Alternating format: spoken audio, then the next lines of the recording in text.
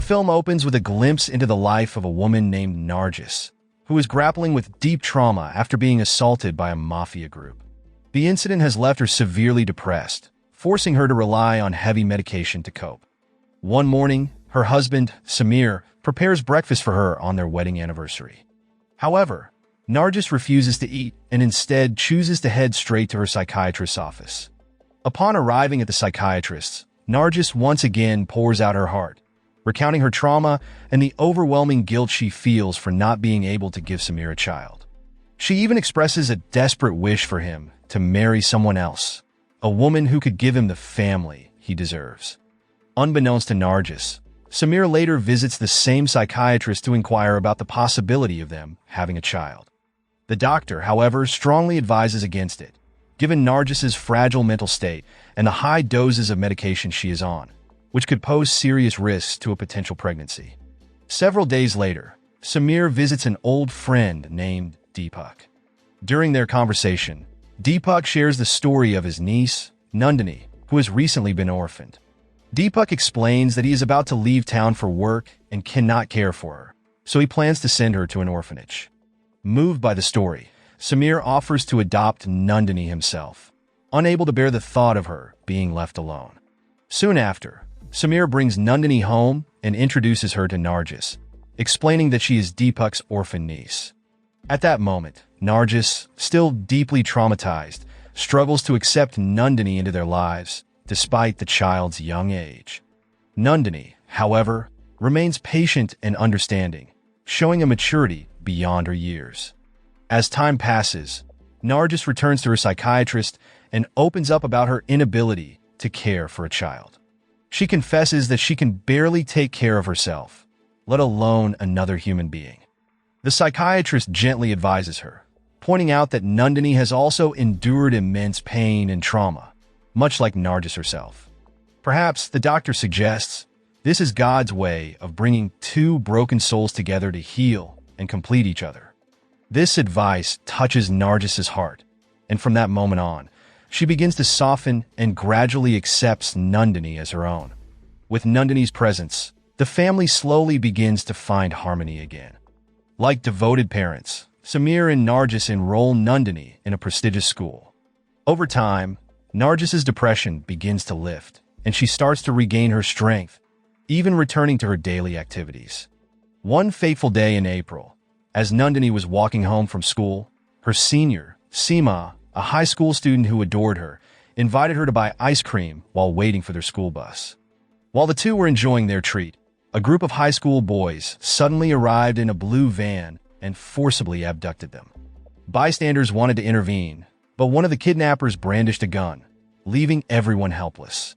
It turned out that the kidnapper was Bakshu and his gang, seeking revenge because Seema had repeatedly ignored his advances. The school immediately contacted Samir, who rushed to the scene. Upon arriving, Samir met with the teachers and an eyewitness, an ice cream vendor named Shivram. Together with Saharsh, Seema's older brother, Samir sought help from a police officer named Tyagi. However, Tyagi downplayed the seriousness of the situation, infuriating Samir. In a fit of anger, Samir threatened Tyagi, warning that if anything happened to his daughter, he would hold Tyagi responsible. Tyagi, in turn, became enraged and dismissed Samir. Amidst the chaos, Samir received a call from his wife. To spare her feelings, he chose to lie about the situation.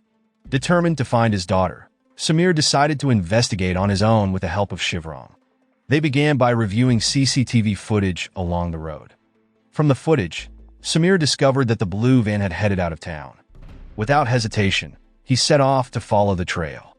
Meanwhile, a powerful and untouchable woman named Thakurji was approached by Tyagi and a gang leader, who informed her about her grandson Bash's actions, kidnapping two young girls. Knowing this, Thakurji, Bash's grandmother, immediately called Shalindra, her driver, to confirm the news. Upon learning that her grandson had assaulted the two girls, Thakurji did not reprimand him. Instead, in her arrogance, she summoned a ruthless gangster named Rashid, a butcher known for his brutality, to eliminate the two girls and cover up the crime. Shortly after, Rashid began tracking Bashir's whereabouts by contacting Shailendra to carry out his mission. As time passed, Samir and Shivram continued their search for the blue van until they arrived at a village. There, they found a blue van engulfed in flames, the same van used to abduct Nandini. As a result, Samir and the villagers tried to extinguish the fire, but once it was out, they found no victims inside. Refusing to give up, Samir rallied the villagers to search the surrounding area for Nandini and Seema. A few hundred meters away, their efforts paid off when they found Seema unconscious. Continuing their search, they eventually discovered Nandini in a heartbreaking state, battered and unconscious. Unwilling to waste another moment, Samir rushed Nandini to the hospital in a police car that had arrived at the scene.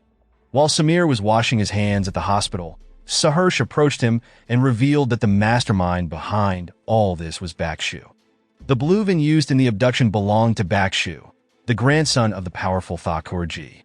Apparently, Saharsh had already reported this to the school principal and the police, but because Bakshu was the grandson of the influential Thakurji, his complaints were ignored. Despite the doctor's efforts, Nandini's life could not be saved. The young girl had endured unimaginable cruelty, and her small body could not withstand the trauma. Nandini was laid to rest in a heart-wrenching funeral, her innocence shattered by the brutality of those in power. Nargis, whose heart was shattered once again, made the painful decision to leave Samir. She declared that as long as the perpetrators who had violated their daughter were still alive, Samir was not to show his face to her.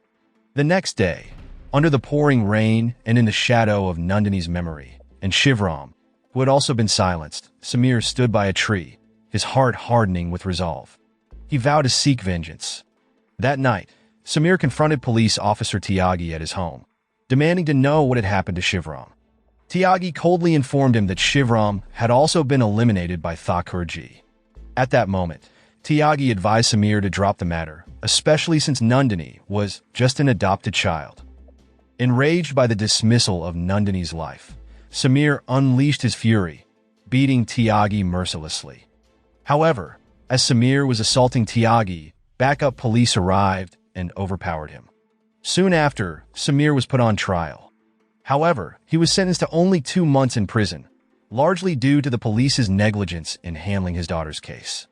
Time passed, and Samir began his prison term.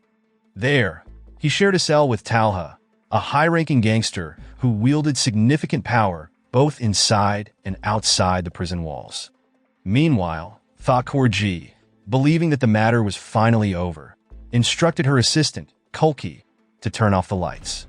Kulki's uneasy expression hinted at the discomfort she felt, as it was revealed that Thakurji was a lesbian. Returning to the prison, during lunch, one of Talha's henchmen warned him to stay away from Samir. He revealed that a powerful gang led by Jeswal had been paid to eliminate Samir, and the payment had come from none other than Rashid, the notorious butcher who was their sworn enemy. That night, within the confines of their cell, Talha informed Samir about the assassination plot.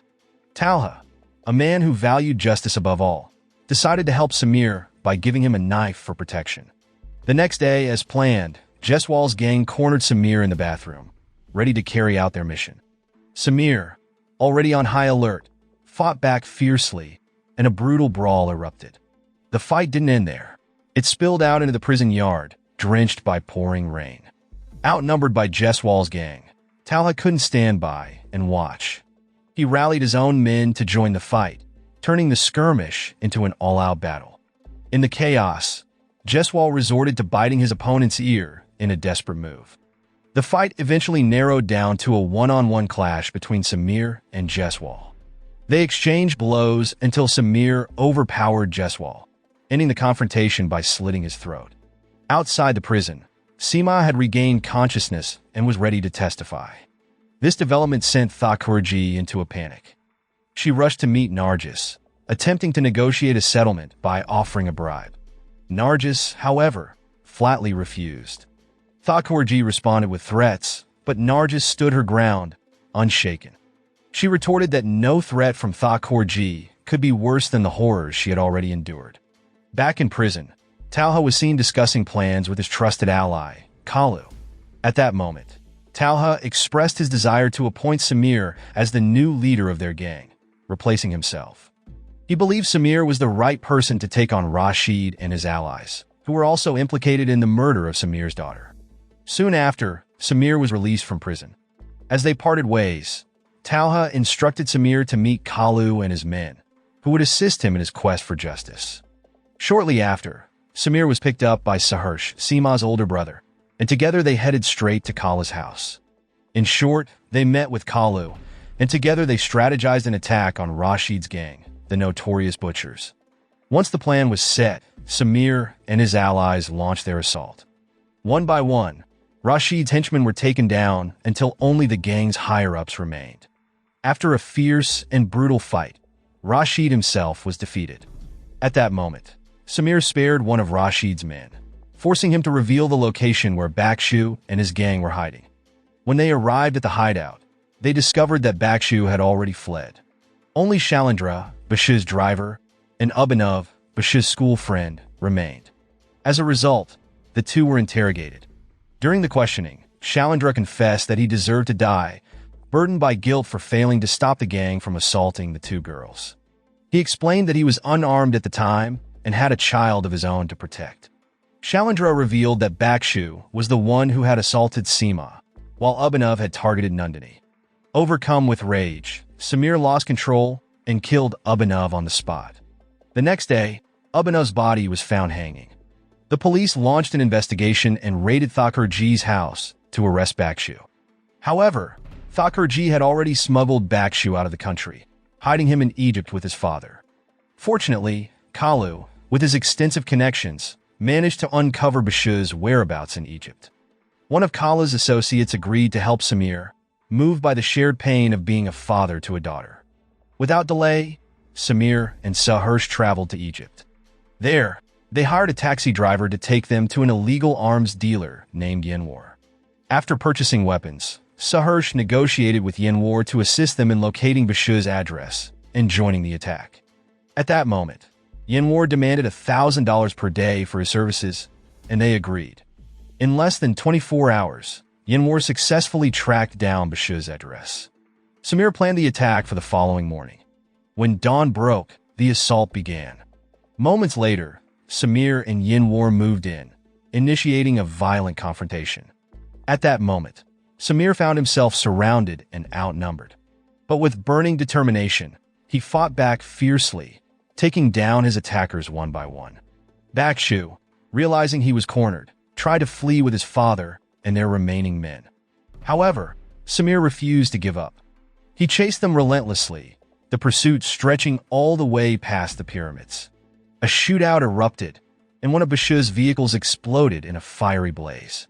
Still unsatisfied, Samir and his allies continued their pursuit until Bashir's car flipped over. Samir wasted no time. He dragged Bakshu out and attacked him mercilessly, targeting his groin in a symbolic act of retribution. Bashir's father tried to intervene, attempting to hold Samir back so his son could escape. But it was futile. They were up against the wrath of a father who had lost his daughter. Bakshu was captured once more, and Samir continued his brutal assault, leaving Bakshu severely wounded. Not stopping there, Samir ultimately ended Bashir's life. From behind, Bashir's father tried to ambush Samir, but Saharsh was quick to act. He shot Bashir's father dead, ensuring Samir's safety. News of Bashir's and his father's deaths eventually reached Thakurji.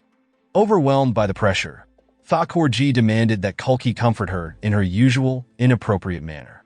However, Kulki, who had long been disgusted by Thakurji's behavior, finally snapped. Using a hairpin, she killed Thakurji, putting an end to her tyranny. Time passed, and the story shifted to Samir, who had reconciled with his wife. She was now pregnant, a symbol of new beginnings. Outside their home, a crowd had gathered, waiting to meet him. These were people who had been denied justice and now sought his help. Samir had become the leader of the most feared and respected gang, a man who inspired both fear and hope. As he stood before the crowd, he caught a glimpse of Nandini's shadow among them, a haunting yet comforting reminder of his journey. Moral lesson from the story: always check the back seat of a blue van before getting in. It might save you from becoming a movie plot. Also, if your psychiatrist suggests adopting a child to heal your trauma, maybe get a second opinion first.